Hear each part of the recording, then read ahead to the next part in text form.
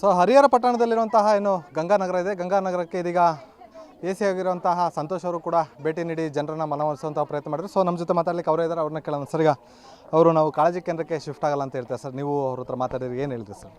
ಈಗಾಗಲೇ ನಾವು ನಮ್ಮ ತಾಲೂಕಾಡಳಿತ ಮತ್ತು ಜಿಲ್ಲಾಡಳಿತ ವತಿಯಿಂದ ಎಷ್ಟು ಮನೆಗಳು ಇಲ್ಲಿ ಮುಳುಗಡೆ ಆಗ್ತದೆ ಅಂತ ನಾವು 16 ಕುಟುಂಬಗಳನ್ನು ನಾವು ಸರ್ವೆ ಮಾಡಿ 16 ಕುಟುಂಬಗಳು ಈ ಬಾಧಿತ ಆಗ್ತವೆ ಅಂತ ಗುರುತು ಮಾಡಿ ನಾವು ಈಗಾಗಲೇ ಕಾಳಜಿ ಕೇಂದ್ರವನ್ನು ಓಪನ್ ಮಾಡಿದ್ದೀವಿ.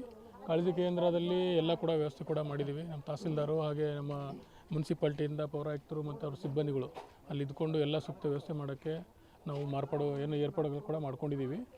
ಈಗ ಇಲ್ಲಿರ್ತಕ್ಕಂಥ ಜನರು ಕೂಡ ನಾನು ಬಂದು ಎಲ್ಲ ಕುಟುಂಬದವರು, ಮಕ್ಕಳು, ಹಿರಿಯರು ಏನಿದ್ದಾರೆ ಅವರಿಗೆಲ್ಲರೂ ಕೂಡ ನಾನೇ ಸ್ವಂತ ಇಲ್ಲಿ ಬಂದು ಅವರಿಗೆ ಮನವೊಲಿಸಿದ್ದೀನಿ. ಎಲ್ಲರೂ ಕೂಡ ಶಿಫ್ಟ್ ಮಾಡೋಕ್ಕೆ ನಾವು ಸೂಕ್ತ ಕ್ರಮ ತೊಗೊತೀವಿ ಮತ್ತು ಸೂಕ್ತ ವ್ಯವಸ್ಥೆ ಕೂಡ ಮಾಡ್ತೀವಿ. ಸರ್, ಅವರು ಕಳೆದ ಹಲವು ವರ್ಷಗಳಿಂದ ಸರ್ ನಮಗೊಂದು ಸೂಕ್ತವಾದಂಥ ಒಂದು ನೆಲೆ ಕಲ್ಪಿಸ್ಕೊಡಿ ಅಂತೇಳಿ ಬೇಡಿಕೆ ಇಡ್ತಾರೆ ಅಂತ ಸರ್. ನಮಗೆ ಅದು ಕೊಡೋತಂಗ ನಾವು ಹೋಗಲ್ಲ ಅಂತೇಳಿ ಅವರು ಹಠ ಮಾಡ್ತಾರೆ ಅಂತ ಸರ್. ಏನು ಅವ್ರದ್ದು ಏನು ಬೇಡಿಕೆ ಇದೆ? ಈಗ ಹೇಳಿದ್ದಾರೆ, ಈಗ ನಾವು ಇಲ್ಲಿ ಬಂದಾಗ ಅದ್ರ ಬಗ್ಗೆ ಅವರು ಮಾಹಿತಿ ಕೊಟ್ಟಿದ್ದಾರೆ. ಈ ಥರ ನಮಗೆ ಒಂದು ಸಂಪೂರ್ಣವಾಗಿರ್ತಕ್ಕಂಥ ಒಂದು ಬೇರೆ ಶಿಫ್ಟ್ ಆಗೋಕ್ಕೆ ಬೇರೆ ಒಂದು ಸರ್ವೆ ನಂಬರ್ಸಲ್ಲಿ ಆಗಲಿ ಅಥವಾ ಸ್ಲಮ್ ಡೆವಲಪ್ಮೆಂಟಿಂದ ಆಗಲಿ ಬೇರೆ ಯಾವ ಥರ ಕ್ರಮ ತಗೊಳ್ಳಿ ಅಂತ ಹೇಳ್ತಿದ್ದಾರೆ. ಇದ್ರ ಸಂಬಂಧಪಟ್ಟ ಮಾನ್ಯ ಜಿಲ್ಲಾಧಿಕಾರಿಗಳು ಹಾಗೂ ನಮ್ಮ ಉನ್ನತ ಮಟ್ಟದ ಅಧಿಕಾರಿ ಜೊತೆ ಚರ್ಚೆ ಮಾಡಿ ಸೂಕ್ತ ಕ್ರಮಕ್ಕೆ ನಾವು ವ್ಯವಸ್ಥೆ ಮಾಡ್ತೀವಿ. ಸರ್, ಒಟ್ಟು ಕಾಳಜಿ ಕೇಂದ್ರಕ್ಕೆ ಅವ್ರು ಶಿಫ್ಟ್ ಮಾಡಿಸ್ತೇವೆ ಸರ್ ಇವತ್ತು? ಹೌದು, ಮನವೊಲಿಸಿ ನಾವು ಕಾಳಜಿ ಕೇಂದ್ರ ಶಿಫ್ಟ್ ಮಾಡ್ತೀವಿ. ಯಾಕಂದರೆ ಈಗಾಗಲೇ ಭದ್ರಾ ಮತ್ತು ಇದರಿಂದ ಡಿಸ್ಚಾರ್ಜ್ ಆಗಿದೆ ನೀರು.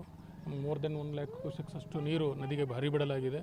ಈಗೆಲ್ಲ ಕೂಡ ನಮ್ಮ ಹರಿಹರ ತಾಲೂಕಿನಾದ್ಯಂತ ಬೇರೆ ಬೇರೆ ಉಕ್ಕಡಗಾತ್ರಿ ಆಗಿರ್ಬೋದು, ಇಲ್ಲಿ ಗಂಗಾನಗರ ಆಗಿರ್ಬೋದು, ಆಮೇಲೆ ಕೆಲವೊಂದು ಕಡೆ ಸೇತುವೆ ಮುಳುಗಡೆ ಆಗ್ತಾಯಿದೆ, ಇಲ್ಲಿ ಮನೆಗಳು ಮುಳುಗಡೆ ಆಗ್ತಾಯಿದೆ.